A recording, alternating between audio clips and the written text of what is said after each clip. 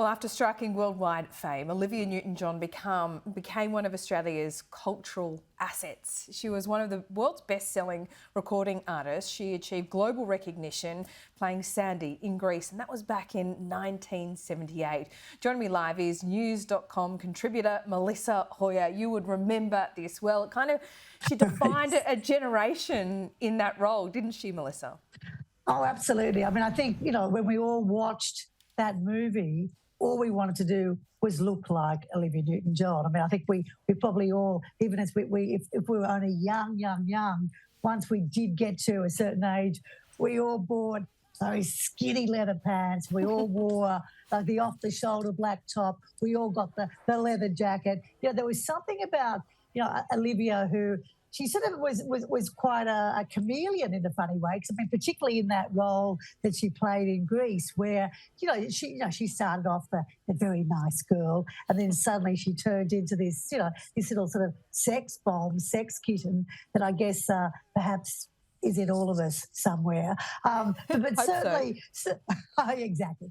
But, certainly from what she gave the world internationally, whether it was her singing, her acting, her sort of philanthropic things, I mean, the fact that for 30 years she has battled cancer. It was 30 years ago that actually, she was first diagnosed with breast cancer and was successfully treated. Unfortunately, it did come back, and then more recently, as I know, we've all of us have probably read and heard and listened so much about it this morning that then she ended up cancer of the spine, and then it just got sort of worse and worse, and unfortunately, overnight, she has succumbed to it. But boy, I mean, as an Australian icon, and I think that word icon gets used so much and sometimes unnecessarily. Certainly with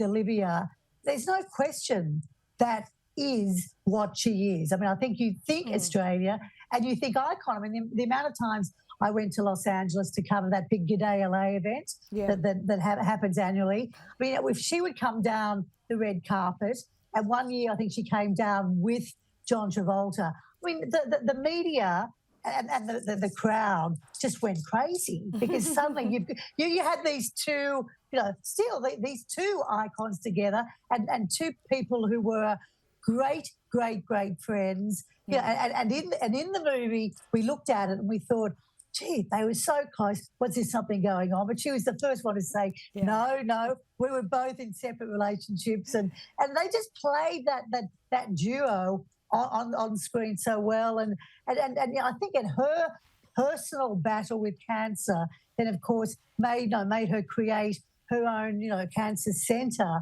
in Melbourne. I mean, she walked the walk and talked the talk. I mean, I think as a inspirational person, as someone who really obviously understood what cancer was about.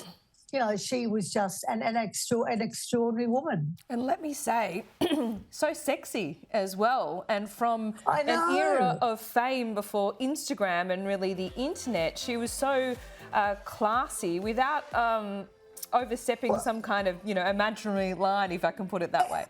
Exactly. I mean, there was, let's face it, the Instagram era that we're in now, everyone is sort of so overt about their sexuality. If they've got a good body, boy, they show it off, But when you look at Olivia, when she did do physical, that was one film clip that I believe, was, I think, banned in the US because it was deemed a little bit too sexy. I mean, what, sexy? Why? Because, she just had a rocking body, and I think we're allowed to say that without getting into trouble. I mean, but seriously, she was a very healthy. She ate well, she exercised, she did all of those things. But this damn thing, cancer, was the thing that got her in the end. But she looked after herself. And did you ever see a bad photograph of Olivia? I mean, no matter.